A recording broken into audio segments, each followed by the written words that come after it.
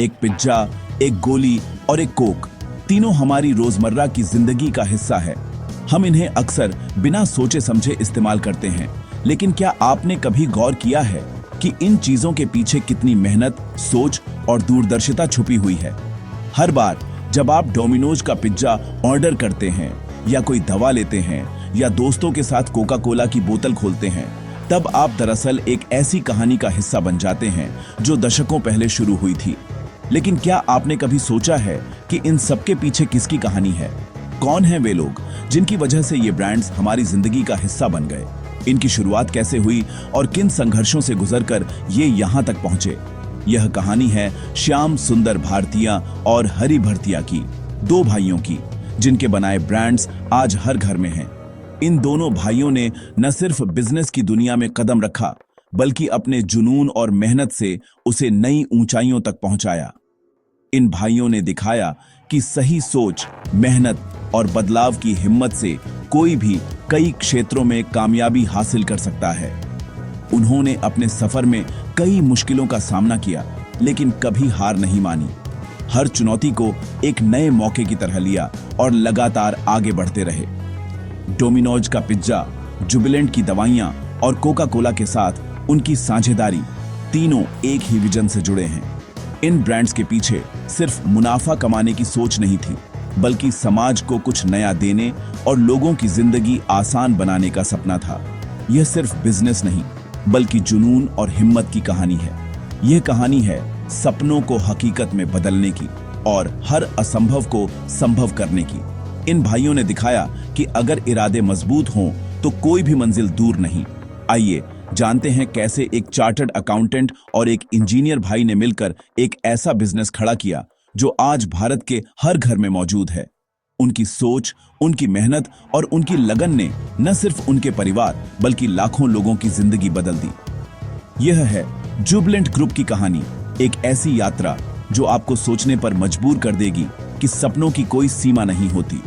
यह कहानी हमें सिखाती है कि अगर हम ठान लें तो कोई भी सपना हकीकत बन सकता है। चलिए जानते हैं इस प्रेरणादायक सफर के बारे में और करीब से। 1978 का साल था, जब भारत में उद्यमिता की राह आसान नहीं थी।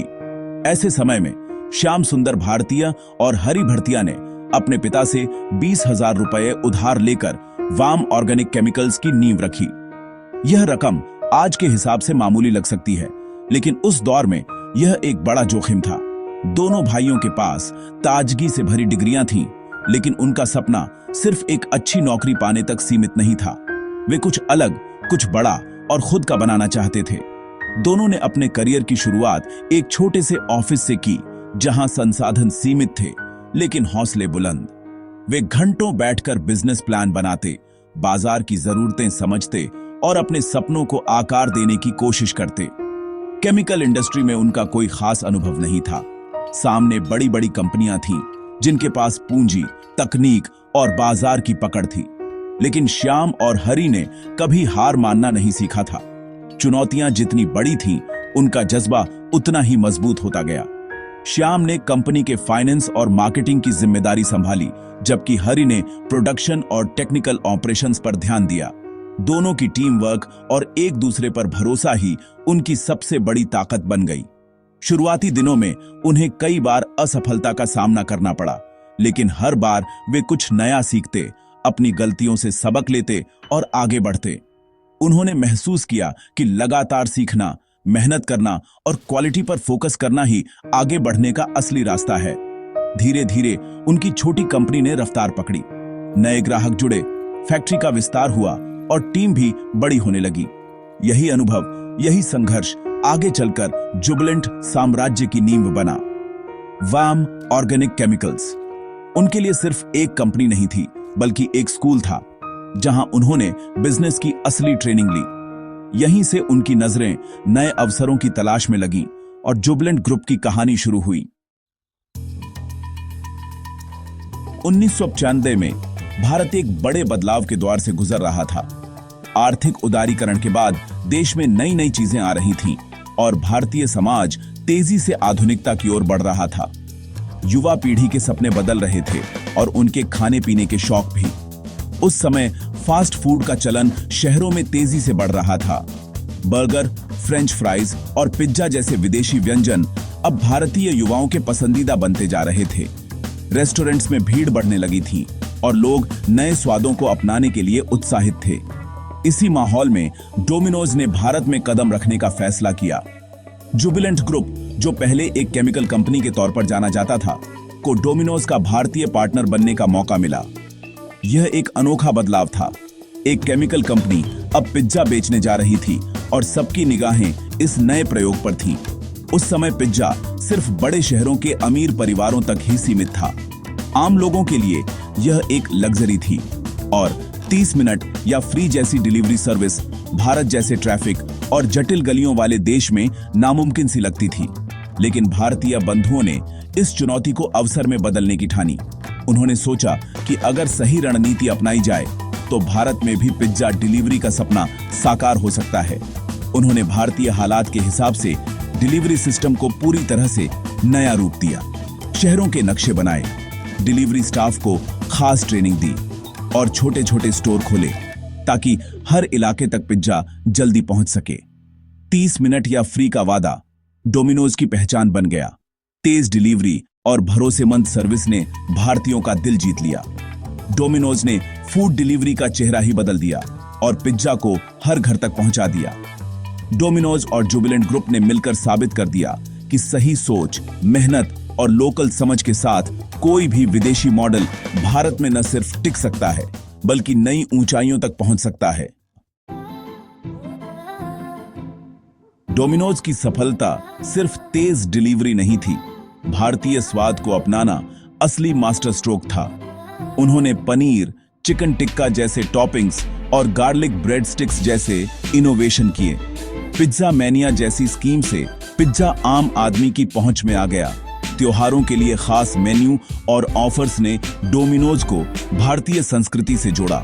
डोमिनोज अब सिर्फ विदेशी ब्रांड नहीं बल्कि भारतीयों का अपना ब्रांड बन गया। स्वाद, कीमत और संस्कृति का मेल ही डोमिनोज की सफलता का राज है। भारतीय बंधुओं ने दिखाया कि ग्राहक की जरूरत समझना सबसे जरूरी है। डोमिनोज की सफलता के बाद जुबिलेंट फूडवर्क्स ने अपने पोर्टफोलियो को और बड़ा किया। 2011 में डंकिन डोनट्स को भारत लाया गया। शुरुआत में संघर्ष रहा, लेकिन भारतीय स्वाद के हिसाब से बदलाव किए गए। डंकिन के मेन्यू में बर्गर और ड्रिंक्स जोड़कर युवाओं को आकर्षित किया। 2021 में पोपाइज फ्राइड चिकन ब्रांड को भारत लाकर एक और नया बाजार पकड़ा। इसके अलावा एकदम और कॉफी जैसे अपने ब्रांड्स भी लॉन्च किए। जुबिलेंट फूडवर्क्स ने दिखाया कि वे हर फूड सेगमेंट में पहचान बना सकते हैं। उनका फोकस हमेशा नए ट्रेंड्स और भारतीय स्वाद पर रहा है। जुबिलेंट फूडवर्क्स ने तकनीक को अपनाकर खुद को आगे रखा। भारत में सबसे पहले ऑनलाइन ऑर्डरिंग, वेबसाइट और मोबाइल ऐप शुरू किया। अब ऐप पर गेम्स, रिवॉर्ड्स और पर्सनलाइज्ड ऑफर्स से ग्राहक जुड़े रहते हैं। जनरेटिव एआई की मदद से ग्राहक की पसंद और डिलीवरी सिस्टम को बेहतर बनाया गया। हाईटेक कियोस्क और ड्रोन डिलीवरी जैसी तकनीकों पर भी काम हो रहा है। जुबिलेंट सिर्फ आज नहीं बल्कि भविष्य के लिए भी तैयार है। तकनीक ने उनके बिजनेस को प्रतिस्पर्धा में आगे रखा है। फूड के साथ साथ भारतीय बंधुओं ने फार्मास्यूटिकल्स में भी बड़ा नाम बनाया। वाम ऑर्गेनिक केमिकल्स के अनुभव से जुबिलेंट लाइफ साइंसेज, अब फार्मोवा और इनग्रेविया की शुरुआत हुई। जुबिलेंट फार्मोवा ने अमेरिकी बाजार में रेडियो फार्मास्यूटिकल्स और एलर्जी थेरेपी में विशेषज्ञता हासिल की। अमेरिका में मैन्युफैक्चरिंग यूनिट्स और रूबीफिल जैसी टेक्नोलॉजी के अधिग्रहण से वे ग्लोबल लीडर बने। वे 100 से ज्यादा देशों में दवाएं और केमिकल्स सप्लाई करते हैं। बड़ी फार्मा कंपनियों के लिए रिसर्च और मैन्युफैक्चरिंग भी करते हैं। भारतीय बंधुओं ने दिखाया कि भारतीय कंपनी भी ग्लोबल स्टेज पर छा सकती है। 2022 में जुबिलेंट ग्रुप ने कोका कोला के भारतीय कारोबार में बड़ी हिस्सेदारी खरीदी। पिज्जा और दवाओं के बाद अब वे कोल्ड ड्रिंक बिजनेस में भी उतर गए। डोमिनोज के जरिए वे पहले से ही कोका कोला के बड़े ग्राहक थे, अब वे पार्टनर बन गए। इस डील से उनकी सप्लाई चेन और मजबूत हुई और बेवरेज इंडस्ट्री में विस्तार के रास्ते खुले। फूड, फार्मा और बेवरेज तीनों इंडस्ट्री में उनका नाम जुड़ गया। विविधीकरण से जोखिम कम हुआ और कंपनी को स्थिरता मिली। यह डील उनकी दूरदर्शिता और बड़े फैसले लेने की हिम्मत का सबूत है। श्याम और हरि भारतीया की कहानी दूरदर्शिता, अनुकूलनशीलता और जुनून की मिसाल है। उन्होंने हमेशा नए मौकों को पहचाना, चाहे पिज्जा डिलीवरी हो या एआई का इस्तेमाल।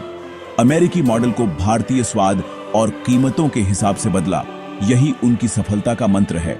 उन्होंने मजबूत सिस्टम और टिकाऊ बिजनेस मॉडल बनाए। उनका फोकस सिर्फ मुनाफे पर नहीं, बल्कि भरोसे और गुणवत्ता पर रहा।